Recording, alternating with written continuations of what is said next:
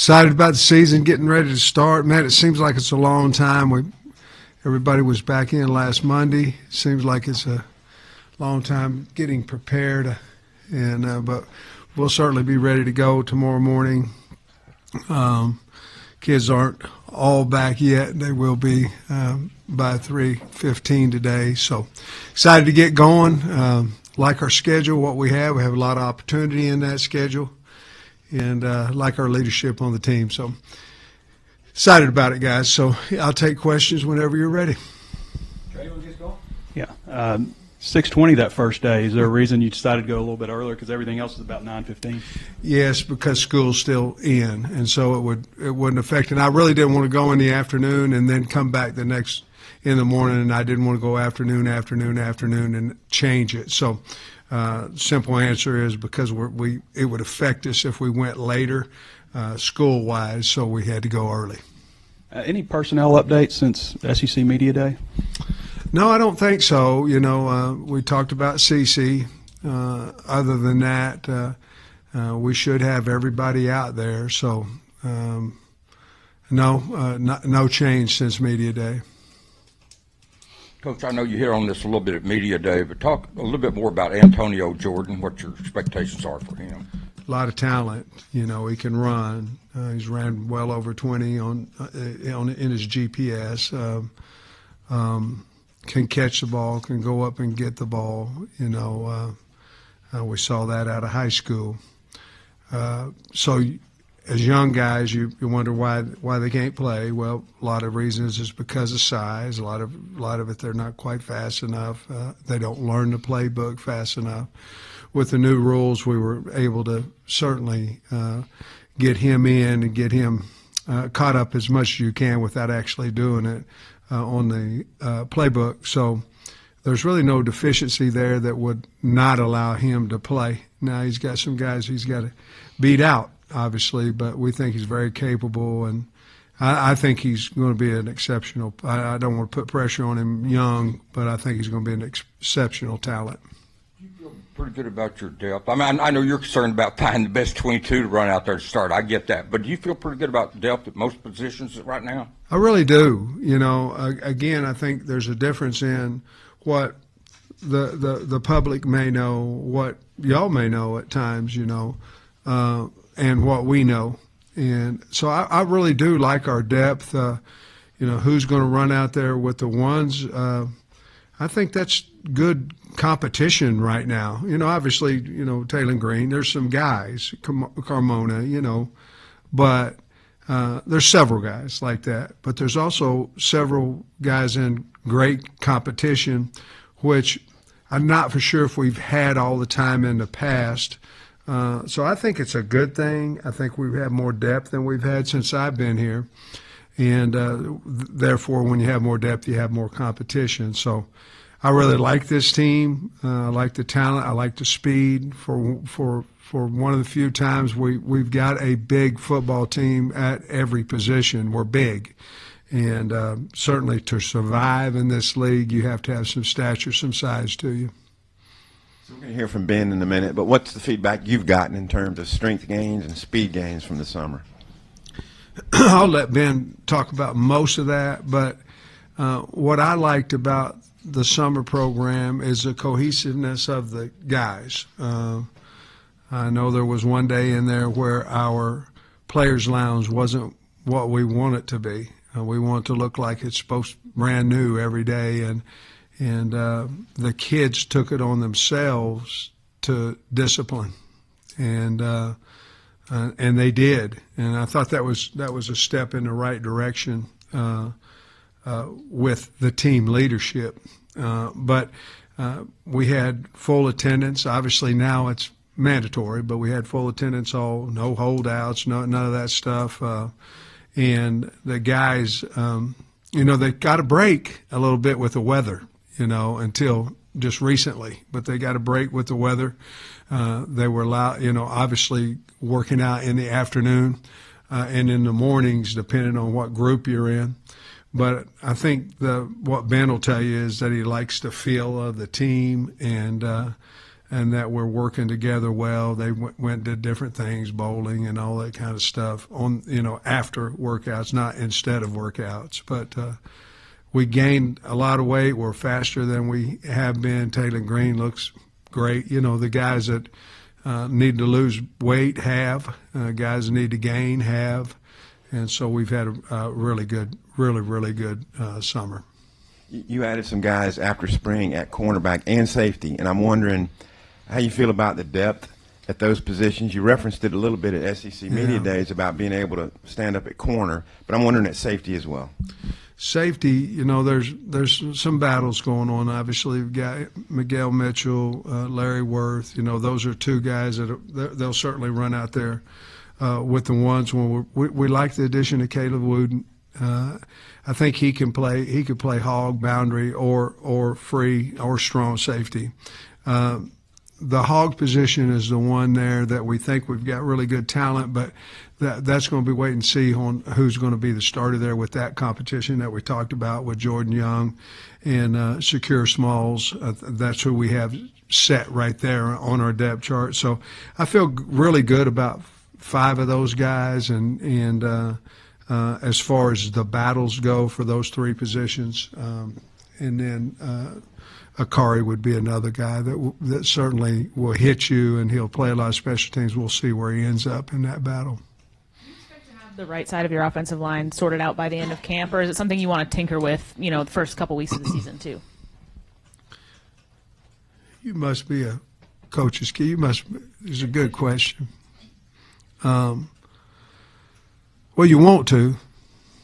When you decide to move somebody or up, back, whatever, you need to be right, and you need for them to understand why. They watch the same tape that we do.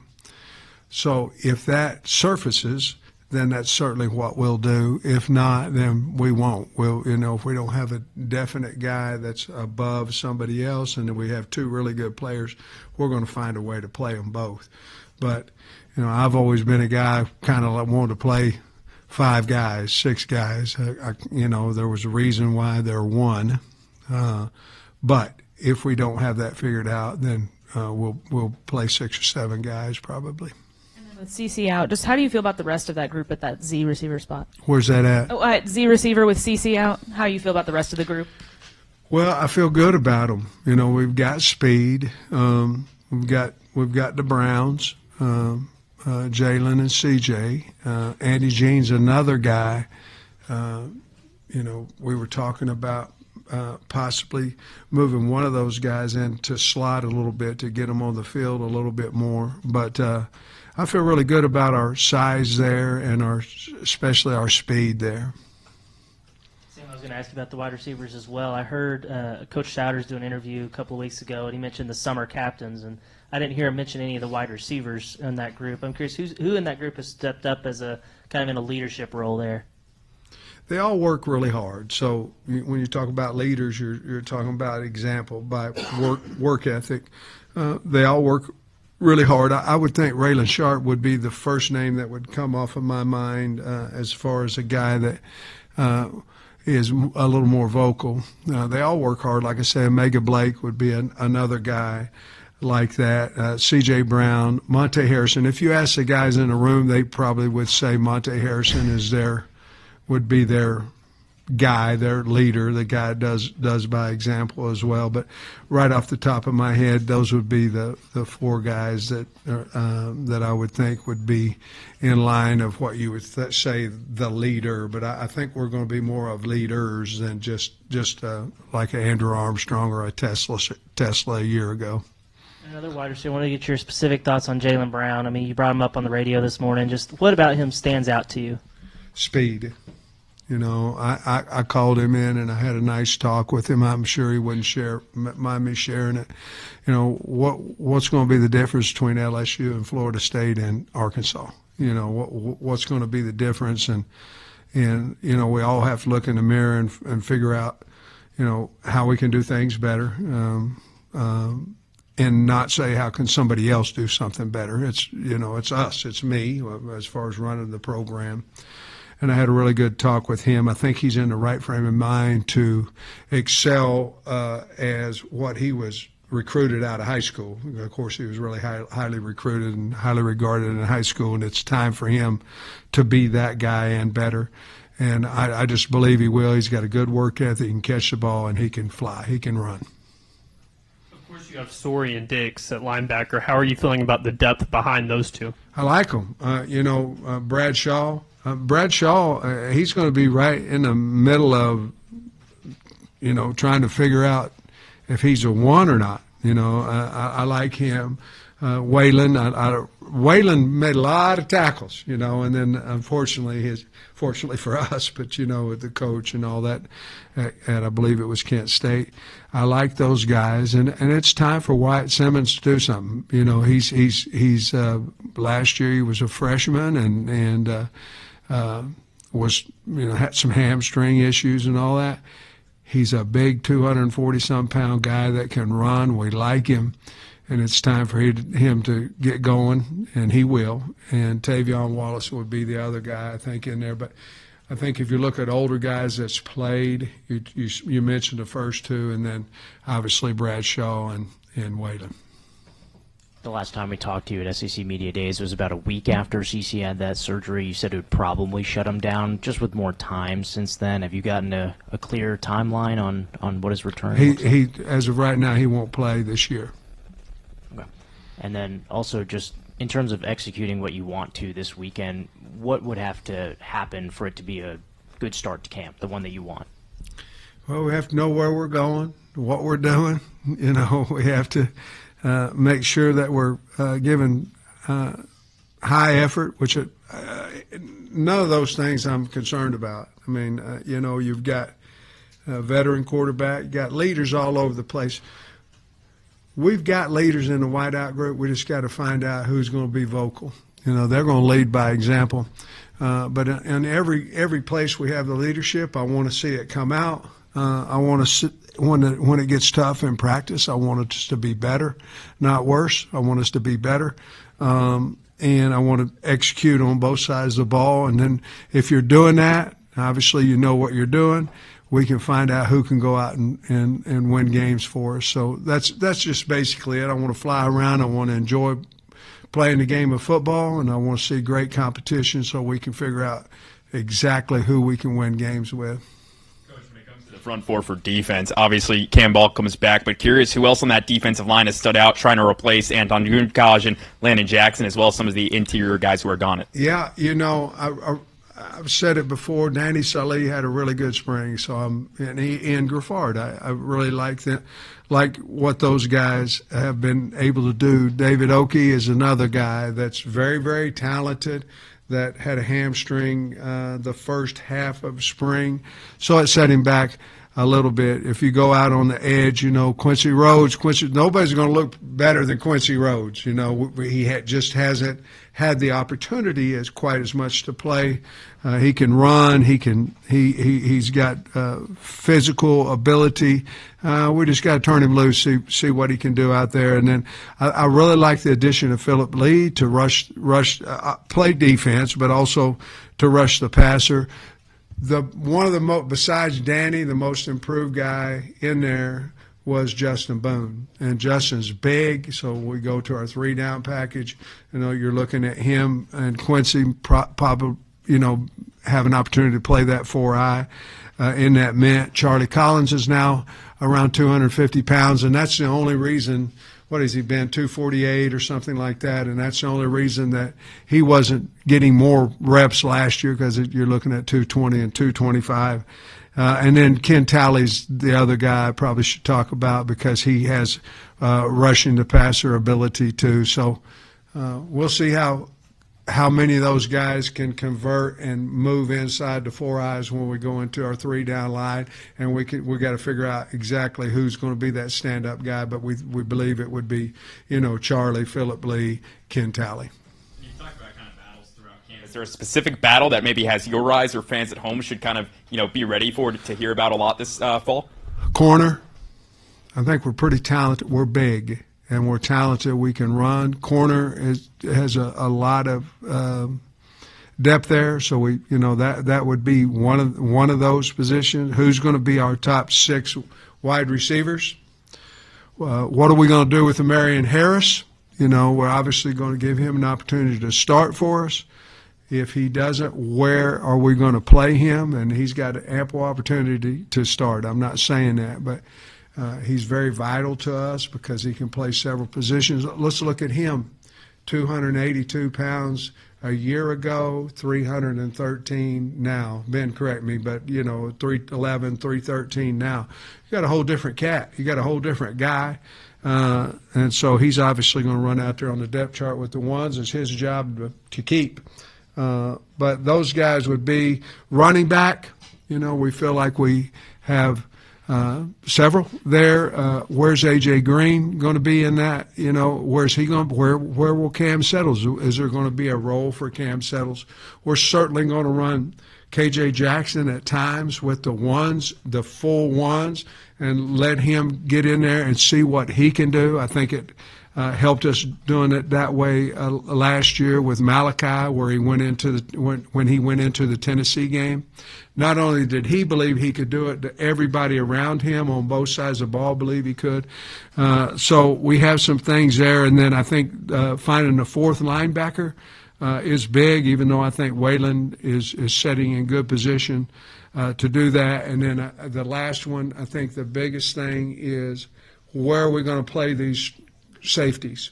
I feel like we have 5 to 6 that are ready to play. Who's going to run out there with the ones? Where they're going to run out there with, and who can play boundary safety, strong safety? Who can play hog? Because we learned our lesson in COVID about that when some guys would find out on Friday morning, and we had to be ready to go play. And so we learned that, and I think those, to answer your question, those would be a few of those battles. One of the guys that you didn't mention when talking about the Hog, Julian Neal, do you see him exclusively as a boundary cornerback? And if so, what makes him maybe better suited for that position? I see him as a corner.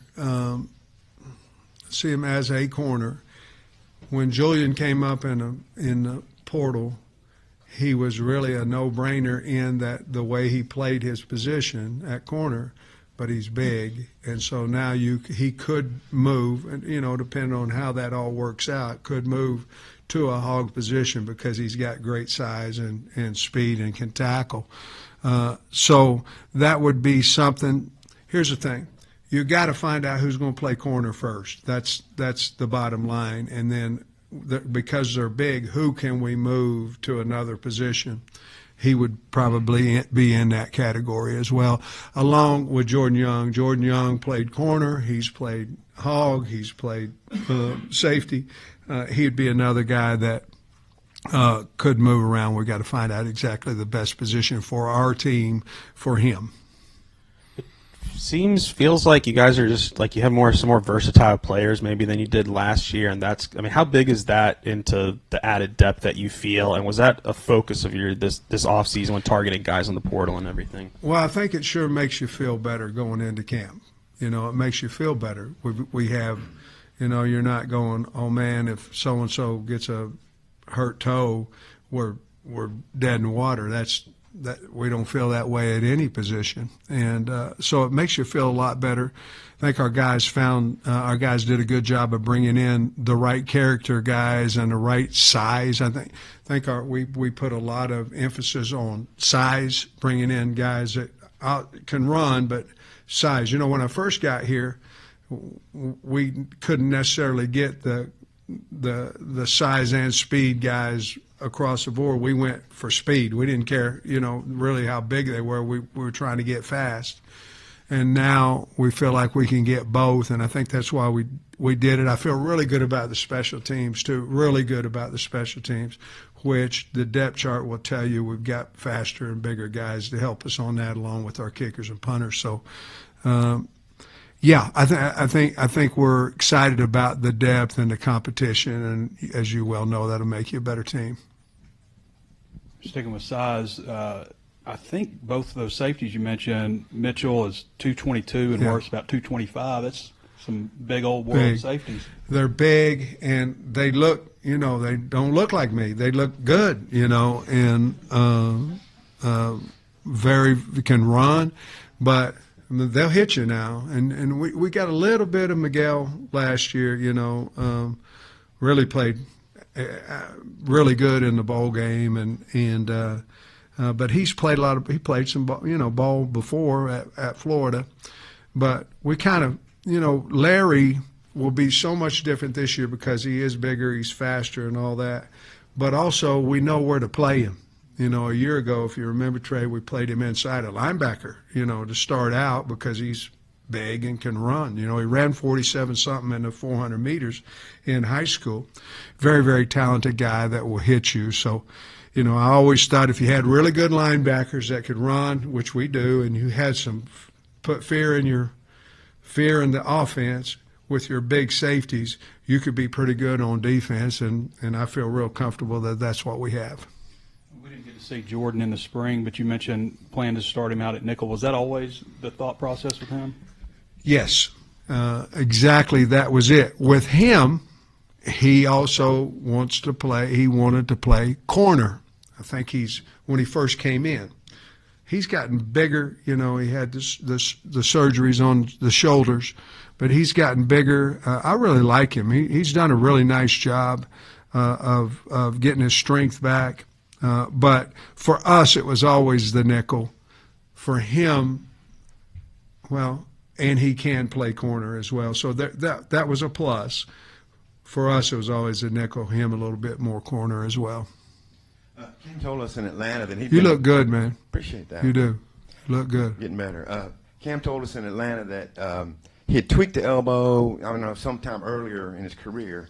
I'm wondering, could he have more explosion this year? And what's kind of Cam's top end? I think one of the things he was concerned about this summer, which needs to take a back seat for obviously his father passing away, it's him talking, not me. It was him being in the right shape because he knows this is his senior year. He obviously wants to represent the team, himself and his daddy. But he seems to be in really good shape to me. I think he's been playing with a bum elbow for at least 10 games. I think you'll see a better player. He's always been athletic, always been strong, but I'll let Ben address that part of it. But he has full clearance, and so therefore we think that we're going to get the best season out of him. And I have no doubt that we will get his best season.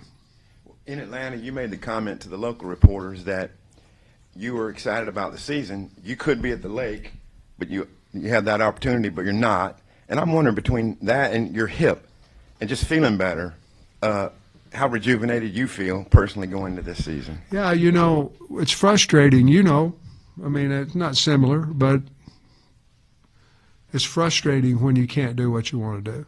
I mean, it's frustrating. And guys, to be honest with you, coaching, getting off a cart, it's not the same as being right next to them. It's just not. And I feel good. I feel good about – I wouldn't feel as good if I didn't feel as good about the team. But I feel really good because I feel good about the team. I'm not talking about just the player. I mean, the guy out there playing. I like this team now. I like how they like each other and compete against each other. But I don't want to go to the lake. I mean, I've got plenty of time. Hunter gives me time off. Spring break, get a week or two off in the summer. I got plenty of time to get down to the lake. I'm going to be the head coach right here and win a bunch of games. Hey, Sam. Trey there in the back with the Pig Trail Nation, new to the program here. Happy to be here. Hope you take it easy on me, too. What's that? I hope you take it easy on me as well. Oh, man, I'm a pretty easygoing guy most of the time. Given what roster turnover has turned into now in college football, and as long as you've been doing this, does that make you look differently at what chemistry or team continuity is, and maybe with this group specifically? What do you feel like you have? Makes you look at the families more. Now, we have a very short window, but you have to know you have to know their parents. I think we've done a good job of identifying guys through identifying their parents. I think that makes a big difference. For instance, Quentin Green called me the day before the portal opened this spring and said, my kid's not going anywhere. I just want you to know that. Man, whew, thank you, Lord, but at the same time, he could have called and said, hey, my son needs X number of millions of dollars or he's leaving. One of them right, one of them wrong. I don't know. That didn't happen. I didn't have to talk about it. So in the portal world, you're looking for people that want to be Hogs, want to stay Hogs, want to give us opportunity to keep them as Hogs. And a lot of times that comes from either a understanding agent or parents or both, along with the young man. Cam Ball could have went for a whole bunch of money. He didn't. Why? He loves the Hogs, has for a long time. So you have to look at all those different things. And then if you have people go in the portal, you can't sit around and go, oh my Lord, you got to go, okay, I got opportunity to try to better the football team. And it doesn't, I'm not saying it doesn't have to necessarily be in that position. I have a scholarship here, I have money available here. Let's go try to make our football team a better football team. So you can either look at it, oh man, we lost somebody, or you look at it the other way. Let's go try to help our football team, and that's what we chose to do. Coach, I want to ask you about a couple of heavyweights. Shaq is down 18 pounds to 344. He looks good, man. How's he moving? And then Ian is, sometimes these aren't always accurate, I guess, but he's listed at 388. He's at 387. Is that just the weight he's going to carry? Ben, is that where he's at right now? He's a little lower. A little lower. 384. Ian, obviously we would like I'd like to lose some weight too, but Ian, our biggest concern with him is, can he play 4, 5, 6 plays in a row, and can he play it at a high level? We've seen that he can. In the summer program, he's not a guy that quits. He makes all his times. You don't even think about him anymore now. Now, do I think he'd be a little bit better player longevity-wise, quickness-wise, if he lost a few more pounds? Yes, and he knows that. So, but he's gotten to the point now to where he can make all his times and he can do whatever we ask him to do, and I think he can play those consecutive plays. And in the spring, he showed that he could rush the passer pretty good. So I think he's made some strides, even though it may not look like that on a weight scale. The other one's Shaq. I think Shaq is maturing as well. He looks great, and he's a small guy now at 340 something. He's a little bitty guy right now, so he looks good. He's happy, and there'll be a great competition there. And I had you, this might not be accurate either, but I had you at 84 scholarships, and I was curious if you'd awarded. You were right. Okay. You're 100% right, and now we can do a little bit more with a scholarship. We don't have to just give it to one guy, and so we're we're in line to help some other guys out with that scholarship and help them with some of their tuition and things like that. You're right. We're 84. Sorry about that. I thought you were finished. Oh, you know me. Russell, talk about him a little bit. I mean, do you feel like last year, he had, like Tennessee and Mississippi State, he had a big impact. Do you feel like he can do that? I know the injury championed some, but do you feel like he can do that kind of on a consistent role this year? Yes. He just, he's got to stay healthy, but absolutely he can do it, and I believe will do it. He's had, a great summer. He's in shape. There's power in being in shape now. If you're not very powerful. If you are, your mind, your body tells you powerful being in shape. And that's another reason that I'm sitting here excited about the team, because Ben and his staff and our kids got themselves where they need to be at this point in time. But, if Braylon can stay healthy and fight through the nicks and the this and the that, I believe he can do that on a regular basis. How does that about Sam, a little bit off topic here, but I know with the Darren McFadden jersey patch announced Yeah. this week, there's some people who think the number 5 should just be retired altogether. But I'm curious, as a coach, when you're recruiting players or trying to get guys out of the portal, like how important are jersey numbers, and like does that factor in at all to like the decision on what to do? Well, I'll say this. I think Darren can answer the question better than me. The number 1 jersey that we get asked for is 5. And there's a number 1 reason why they want to wear 5. And it's because the greatest, one of the greatest, however you want to look at it, player in the history of Arkansas wore 5. Now, if you look at it and you go, you're in the Hall of Honor, you know what I mean? You've got your jersey up there, but yet somebody's got your patch on there and the number is still out there. I think that would be really cool.